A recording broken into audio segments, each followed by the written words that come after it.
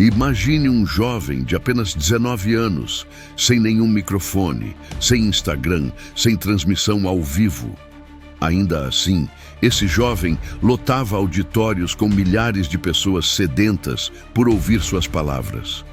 Não era um artista, nem um político. Era um pregador.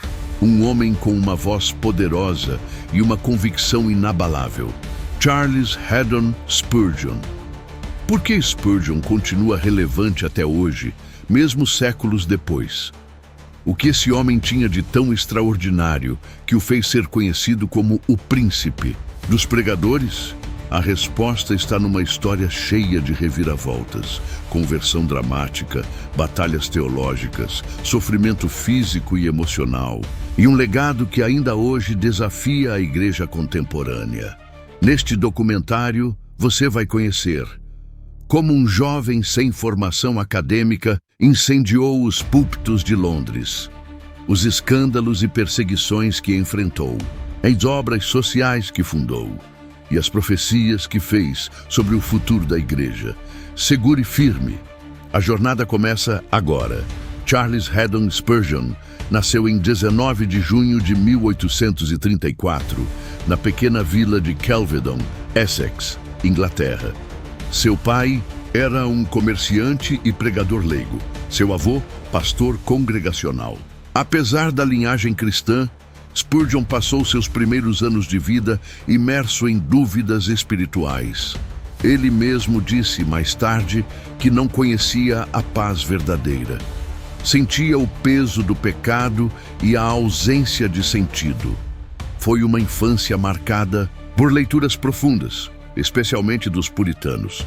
Spurgeon lia os sermões de John Bunyan com apenas 12 anos. Mas o coração seguia inquieto. Tudo mudou em um dia de tempestade e neve. Era 6 de janeiro de 1850. Spurgeon, então com 15 anos, procurava uma igreja para se abrigar do frio. Entrou, por acaso, numa pequena capela metodista em Colchester. O pregador não havia comparecido por causa da nevasca. Um simples homem leigo subiu ao pô havia comparecido por causa da nevasca. Um simples homem leigo subiu ao púlpito. Mal sabia ler direito, mas abriu Isaías 45, versículo 22. Olhai para mim, e sede salvos vós, todos os confins da terra. Aquele versículo explodiu como uma bomba em seu espírito. O pregador apontou para ele e disse: Jovem, você parece muito miserável.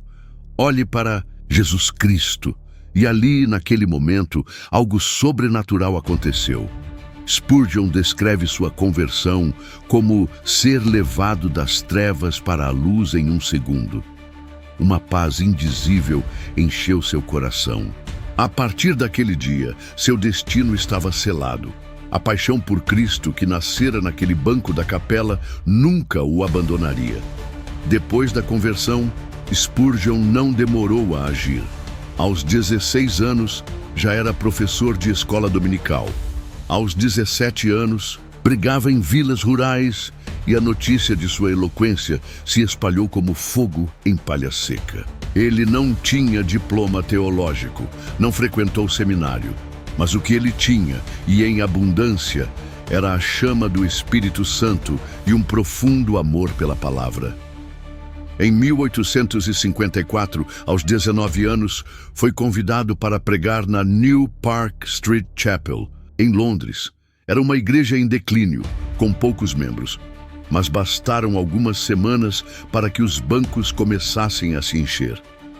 Pessoas vinham de todas as partes só para ouvir aquele jovem ousado.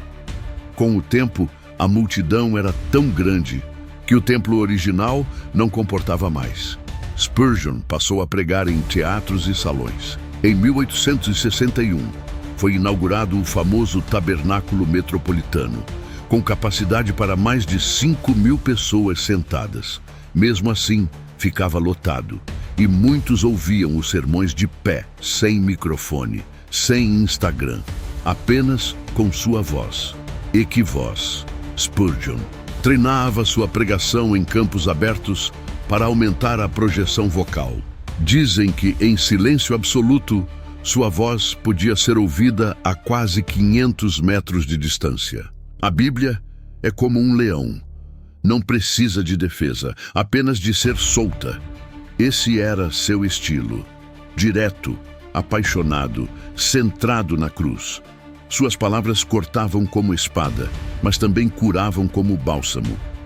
Ele pregava Cristo crucificado, sempre. Não havia espaço para modismos. Não havia floreios desnecessários, apenas o evangelho puro e simples, poderoso como dinamite. O fenômeno era tanto que jornais seculares passaram a noticiar suas pregações. Milhares se convertiam.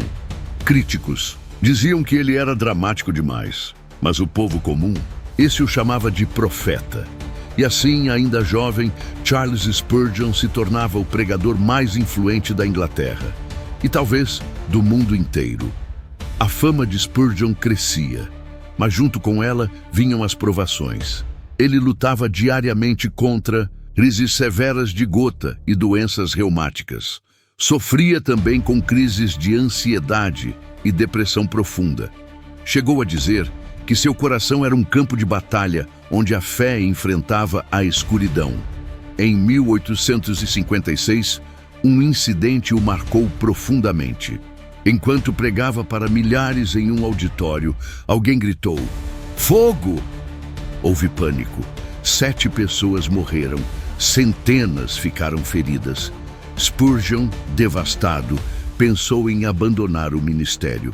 Chorou noites seguidas, mas foi nesse vale de dor que sua fé se fortaleceu ainda mais. E havia mais lutas teológicas. Spurgeon via a igreja de sua época abraçar doutrinas liberais. Pastores negavam a inerrância das Escrituras. O púlpito perdia a autoridade. Ele então iniciou a famosa controvérsia do declínio. Rompeu com a União Batista, criticou líderes que suavizavam a mensagem da cruz e declarou: "Uma igreja que nega a Bíblia está morta, mesmo que esteja cheia." Muitos o chamaram de radical, outros de retrógrado. Mas ele permaneceu firme. Também enfrentou uma crise interna em sua igreja. Em 1857, após um sermão sobre eleição divina, centenas abandonaram o tabernáculo. Ele se sentiu traído, mas não recuou. Repetia: "Melhor ofender os homens do que entristecer a Deus." E mesmo doente, abatido e perseguido, ele seguia pregando. Chegava a escrever 2 sermões por semana, além de manter cartas, devocionais e livros. Seus dedos doíam, sua mente fraquejava, mas o fogo do Espírito continuava aceso. Spurgeon não era um super-herói. Era um homem quebrado, sustentado pela graça. E isso o tornava ainda mais poderoso. Mesmo com tantos desafios, Charles Spurgeon não apenas pregava, ele agia. Seu amor pelo próximo se materializava em obras concretas. Fundou orfanatos, escolas, casas de acolhimento. Criou uma editora para publicar sermões e livros devocionais. Sua fé era viva e visível. Ele acreditava profundamente que cristianismo sem compaixão era uma farsa. Ajudava pobres, órfãos, viúvas e pregava contra a hipocrisia da fé vazia. "Fé sem obras é morta", dizia, e vivia. Sua influência atravessa séculos. Pregadores modernos como John Piper, Tim Keller, Paul Washer e tantos outros o citam como referência. Seus escritos ainda são publicados, e sua coleção de sermões é uma das maiores já registradas na história da Igreja Cristã. Livros como Tesouro de Davi, Comentários sobre os Salmos e Manhã e Noite, devocionais diários, continuam transformando vidas.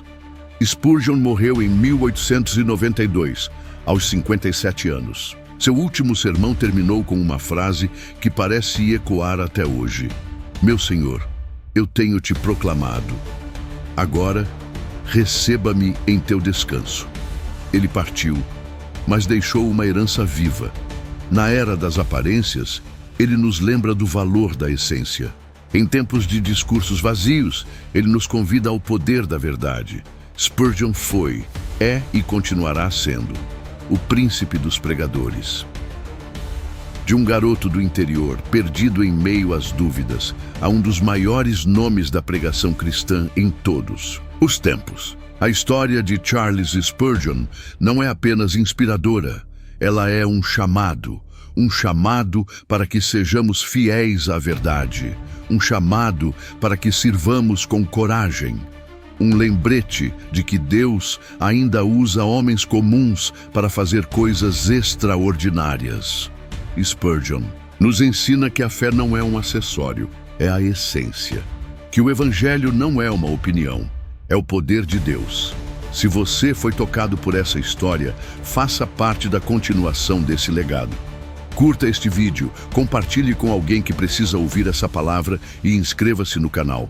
Mais histórias como essa estão por vir. E responda nos comentários: se Spurgeon vivesse hoje, ele seria ovacionado ou cancelado. Até o próximo vídeo.